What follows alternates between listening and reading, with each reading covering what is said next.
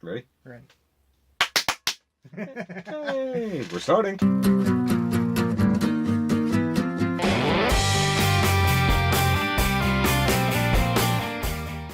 Hello, everyone. Welcome to Shelf Space. Nope. Welcome to Off the Shelf. I'm your host, Ronus13, and today I'm joined by Shoki of Shoki Reviews. I invaded his shelf space. Yes, he has. So, as the thumbnail and the description says, this is a contest announcement. But, story time first. Story time. I want to sit on the floor. So, like most people that are into Gunpla right now, I first got into it back in the 90s when Gundam Wing was a big deal on Toonami and stuff like that. I picked up a few kits, really enjoyed it. Then fizzled out when Gundam kind of fizzled out for the most part in America. Never went away, obviously, but just wasn't as popular as it was when it first started. Then, about 6 or so years, I got back into it. There's a few things that facilitated that. One, Build Divers came out. Well, not Build Divers, Build Fighters came out. And seeing them build and work on Gunpla kits really got me interested in doing that again. Then I started watching YouTube channels about building Gunpla kits, like Zaku Aurelius and, of course, Shoki's channel. Oh, blame me. And then the other reason that I got into that was cancer. Dum dum dum. Exactly. About 6 or so years ago, I was diagnosed with testicular cancer. And I was treated for it, and I've been cancer-free ever since then. But after the treatment, I had to stay home from work for a while because they basically told me, don't move around a lot. Yeah. And so I needed something to do. And I remembered I had a whole bunch of kits I had bought back in like the 90s and early 2000s that I never built and wanted to do stuff with. So I hobbled over to the closet, pulled out all the kits, and got back into Gunpla. And then I was like, oh, that's right, I really enjoyed this. And kept on going to it. And yeah, so the reason I'm going about this is because this connects back to what you are all wondering, why am I rambling about? The contest. Shoki and I are together working on a contest called... Oh, Balls for Balls. Thanks for teeing me up on that one. Payback. Exactly. Yeah. You might all remember that if you've seen me over at Shoki's channel, I worked on a entry and won his Lupus for Lupus contest. This year he's doing something similar to that, except it is Balls for Balls. This one is a contest that goes to Testicular Cancer Society. So that's why I'm interested in it, because it has a special place in my heart. His heart. Heart. It hits very close to home. Just a little. It's like a kick in the... Never mind. I'm making him edit things. Why am I letting you on my channel again? So you have to edit all this out. We'll see. Lazy editing. So we'll have a lot of the details in the description below, also on his channel. Did the whole actual full-on announcement over on my channel, breaking down the rules, breaking down the contest prizes, and all that stuff.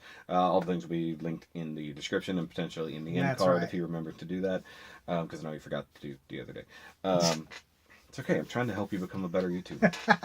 Because you point out my mistakes, I help you correct yours. It's all good. Either way, so guys, it's so funny that we're sitting here doing this story at all. Because if you don't know, we met, obviously, because of this contest. But while he was in the middle of building for this contest, he came over to do a review on something else he was already building. And I mentioned this contest to him. I already had the idea and was working out the details. And that's how I found out that he specifically had testicular cancer. And so that just automatically, boom, he's right there. So... he's my right hand man, so to speak, on this one. And actually, you're on my right, so that works. Yay, puns. We wanted to, last year, of course, I gave to a charity that hit home for me with lupus because of my wife, And so this year, of course, it works out well that, now a good friend of mine went through the same thing. So I'm not just donating to strangers because, now we have somebody specifically who's been through all the things, Yeah. And so you've actually done, I don't know, I'm speaking for you at this point, but making it easier for your own video to come out. You did the design work. You did this great logo right here on the screen. Yeah. So that's the partial logo, and then the rest of the design was done by Ryan Liu, who did most of the Lupus for Lupus work last year. So he's worked very hard on this current design because it's well out of his design range that he normally goes with. And he's been doing a pretty good job with that. So yeah, and I've been. I don't want to say I've been hand holding, but I've had to give him tips here and there to push him out of his safe comfort zone. I was like, no, I want it to be like this, and then giving him a little bit of references. And by no means am I like this perfect, whatever. I just know what I'm after, and I have a design background. I have an artist background, so I'm like, I may not be able to make it happen, but I can help push others to make what I need done. But that's why I like working with him, and of course you, when it comes to these design things. So it's been a lot of fun so far, setting this up. Yeah. And it's been good to be able to sit here and work with you on something that does matter so much to you specifically. Because it's. Bless I mean, you. it kind of goes without saying, cancer is not fun. It took a toll on me and my family because there was all the stress about it, and being able to give back to that, to help other people get through this stuff, it means a lot to me, and that's why I wanted to be a part of this.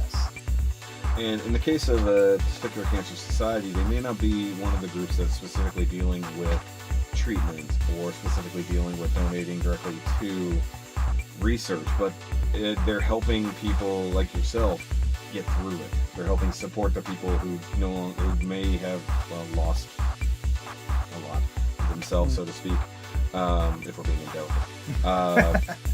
And that's what the whole point is. Like, if you've been through something like this that can literally change your body in such a way that you don't really know how to handle some certain things, it can even affect your thought process, stuff like that, and your behavioral mannerisms and things like that. All of that can change with this particular type of cancer, for men specifically, obviously. But anyways, tangent. But that's why it's like we want to help support this. I mean, research is fine and dandy, but it's actually one of the more treatable cancers when it comes to things. And so if you get tested early, you catch it early, they can definitely do something about it really quickly. And that's what happened with me. I was very fortunate that everything was detected super early on. They were actually kind of surprised that I had figured things out, and it just made it all the easier for the treatment. If you don't mind, how did you technically discover it? Because I know some people are just like feel something or notice. Interestingly enough, I came back from a Weird Al Yankovic concert, and the chairs at the location were just incredibly uncomfortable. And I go get a shower to get ready for bed, and I noticed that my left testicle had swollen. Oof. And I wasn't in pain or anything like that. I was like, that's really weird. I wonder what that's about. Do a quick Google search, and it's like everything points to cancer. I'm like, well, that's not a good thing. Gave it a few days, still no change, and then I went to doctors and had tests and screenings and stuff like that, and within a couple of months, I was at MD Anderson Cancer Center. I can't remember the exact term, but basically they had to remove that testicle because that was the only way they could check to see what exactly was going on with it. And if I remember correctly, they determined I had a 98% of the tumor was Seminoa, and then 2% was teratoma or something like that. It was kind of a weird thing. So they had to do some extra tests to make sure that I was going to be okay afterwards, and everything was fine, thankfully. Yeah. And I should be finishing up the last of my 5-6 year checkup after this. Yeah, because they always want to keep an eye on you for a few years. Once you've had some kind of cancer ever, they want to make sure for years, you're doing like at least 6-month checkups. Obviously closer, just total random tangent here. One of the YouTubers I follow, Simone Yates, she had a brain tumor, and they already did surgery. They removed like 90% of it, but there was 10% of it that was too close to things, and now she's having to go back. She didn't do chemo, she didn't do anything. It's a malignant, but it keeps growing back. It's one of the ones that will keep growing back if they don't get 100% of it. But they had to make it a little bit bigger. It had to get bigger so they could get more of it. And so she's really sad and depressed about that again. And things like this can definitely happen for testicular cancer as well. That's why, like, if you catch it a little bit too late, you might suffer more consequences, so to speak. And it's definitely a thing that, you know, as a man can have a big effect on you to go through. You know, especially if you're like a big masculine, like swole guy like us. You know, it can definitely affect your personality. It can affect like you feeling like a man, honestly. I was very fortunate that just basically everybody in my life was super supportive of me. My parents, my family, everybody was on my side basically. So that helped me get through that, because the main thing that bugged me was the toll I could see that it was having on everybody else. Like, yeah, this is happening to me, but the fact that my wife was stressing out about it so much, that's what got me. Yeah, I was a little bit worried about going under anesthesia for the surgery and stuff like that, but I was more worried about what was going through her head. Yeah, it's the one thing they always say about cancer is, like, you might be the one who's got it, but it's everyone else that's suffering around you. Because it's not just, you know, your body might take the toll, but it's going to affect everyone around you physically, mentally, and everything like that. Because I've had cancer in my family before, and, you know, it's exactly like that, you know. But yeah, so, I mean, yeah. I've had a similar instance to what happened to you whenever you discovered yours, and actually did have a scare, where, you know, I think it was my right, you know, obviously we're getting a little personal here, but there was a swelling issue with my right one, and I was worried, you know, and it did hurt, and it was swollen, it was uncomfortable to sit, it was uncomfortable to walk, and I was doing a very physical job at the time, so maybe I thought I had just, you know, hit something wrong, but then it persisted for a few days. And fortunately, it wasn't anything like that. It was just some severe torsion that had happened, which is bad enough, believe me, but it's a definite reason to worry. You know, so it's like, we don't really take care of ourselves as guys. Like, just be honest. So something has to be, like, severely wrong down there for us to notice. Because some guys might just catch it on a whim, like you did. Yeah. Some people might be like, it's just normal, I'll just forget about it. And then all of a sudden, it explodes into something so much worse. So by all means, guys, if you're at least of a certain age, make sure you're getting yourself checked. You know, just give yourself regular checks. Yep. They say the same thing for breast cancer, but guys never think about it for themselves. You know, always make sure your boys are doing well. There's a video from Deadpool that actually is... That's entirely... You're right. That is actually... All the information on that, on how you're supposed to check yourself and stuff like that, is 100% accurate. And especially considering when that came out, I think I was maybe a year or two after everything. I was super grateful that they had put that video out. So maybe I'll put a link to... You should link that, to be totally honest. Or an iCard or whatever. As something. Silly as it is, it's real, you know. Yeah. And it's serious. And the contest is silly, but it's also real. Like I said, if you want more all the details and stuff like that, obviously go check it out on my channel. That's where all the main stuff will be. We'll link the document, though, down below, so that you guys can go read the rules and that stuff for your own if you don't feel like sitting through a 35-minute video breaking down everything. But there will be prizes for this contest. Yeah. So all those details will be in the document below, as well as on his channel. And yeah. And of course, thank you to Gundam Planet for their support. Yes.